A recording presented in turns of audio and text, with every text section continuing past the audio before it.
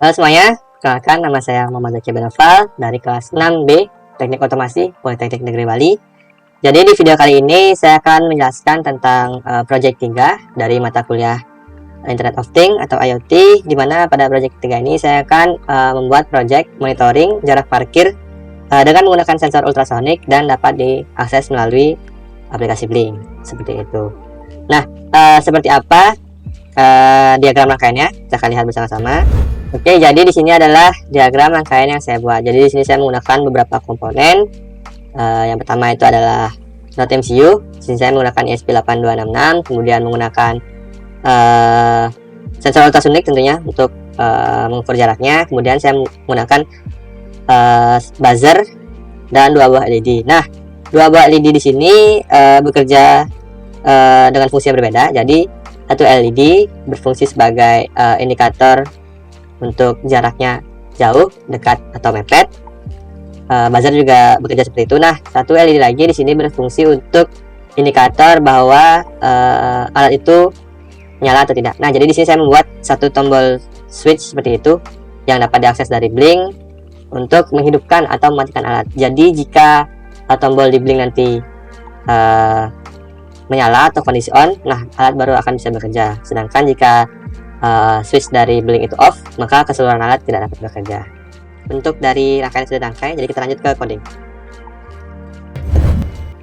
Oke, di sini kita bisa lihat untuk codingnya sendiri. Nah, jadi di sini karena kita memakai beberapa komponen dan beberapa aplikasi, mas Blink tentunya, kita memerlukan library dari ESP itu sendiri, kemudian library dari Blinknya, dan kita juga harus mendeklar atau menuliskan integer dari pin trigger dari sensor ultrasonik, kemudian pin echo, kemudian untuk buzzernya, kemudian untuk LED-nya, seperti itu. Nah, nanti karena di Blink juga saya memakai LCD yang virtual, jadi saya juga memasukkannya di sini, seperti itu. Nah, karena juga menggunakan Blink, kita juga harus memasukkan yang namanya token dari project yang sudah kita buat di Blinknya, seperti itu. Kemudian juga jangan lupa untuk menginputkan WiFi dan password yang ingin kita gunakan. Dan juga untuk di setupnya kita harus mendeklarkan pin-pin mana saja untuk input dan outputnya, seperti itu.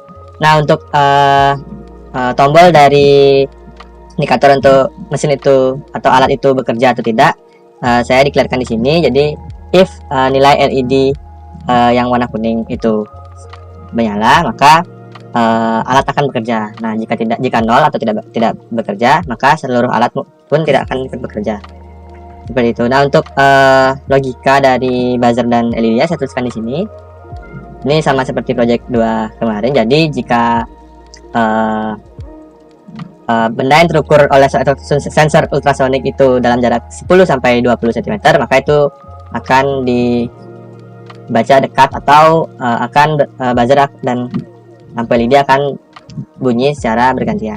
Nah, kemudian jika di bawah dari 10 cm, maka buzzer dan LED akan kelap-kelip lebih cepat dan itu masuk ke kategori mepet, seperti itu. Dan jika di atas dari 20 cm, maka itu LED dan buzzer akan mati dan serial pin hanya akan mengirim data, yaitu jauh, seperti itu.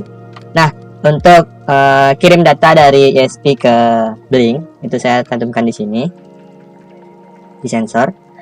Nah, jadi di sensor akan mengirimkan tentunya karena saya memakai Gauge, itu kan masuk ke Gauge-nya. Jadi ada range dari 0 sampai 50 saya buat di Gauge-nya. Nanti dia akan mengirimkan data ke Gauge dan LED yang saya inputkan di virtual dari Blink tersebut, seperti itu. Oke, jadi sebelum kita upload file dari Arduino IDE menuju ke Node MCU, di sini saya akan menjelaskan tentang apa saja yang kita perlukan di Blinknya atau widget apa saja yang saya gunakan. Nah, jadi di Blink ini saya menggunakan satu buah switch yang akan merepresentasikan dari tombol on off dari alat itu. Jadi ketika tombol on, maka alat baru bisa bekerja, dan ketika off semua alat akan mati, seperti itu. Nah, kemudian LED di sini akan merepresentasikan dari LED indikator yang ada di alat. Jadi dia akan berwarna hijau ketika jauh, kemudian berwarna kuning ketika dekat, dan berwarna merah ketika mepet, seperti seperti itu. Nah, di sini gauge sebagai indikator dari jaraknya. Oke, jadi kita langsung upload saja untuk melihat apakah alat dapat bekerja dengan baik atau tidak. Kita upload. Baik, di sini sudah terupload. Baik, jadi kita lihat saja. Nah, di sini terlihat bahwa ini adalah alatnya, kemudian di sini adalah tampilan blinknya. Jadi di sini posisi alat belum on, di blink juga masih off, jadi alat belum bisa membaca sensor apapun. Jadi kita cek juga di serial monitornya. Nah, di sini 0 itu mengindikasikan bahwa switch atau saklar on off-nya masih mati seperti itu. Jadi di sini kita coba dengan benda bahwa dia belum bisa membaca dari sensor jaraknya itu belum terbaca, begitu teman-teman. Jadi di sini kenapa jaraknya 6 cm itu karena dia membaca jarak terakhir yang diukur seperti itu waktu saya saat tes. Baik, jadi kita coba saja langsung dengan meng-on-kan. Baik, dia masih membaca jarak terakhir. Nah, jadi di sini dia sudah membaca jaraknya sekarang. Jadi di sini jaraknya itu 24 cm. Jadi dia masih masuk ke kategori jauh. Jadi lampu LED warna hijau, kemudian lampu di alat juga masih mati, kemudian di serial monitor macanya juga 24 cm seperti itu. Jadi kita dekatkan lagi. Nah, 20 cm itu masuk ke jarak dekat seperti itu. Jadi lampu berubah warna kuning, kemudian buzzer dan LED menyala bergantian seperti itu, atau kedap-kedip secara bersamaan seperti itu. Kemudian di serial monitor juga bacaan 16 cm. Kemudian coba kita dekatkan lagi.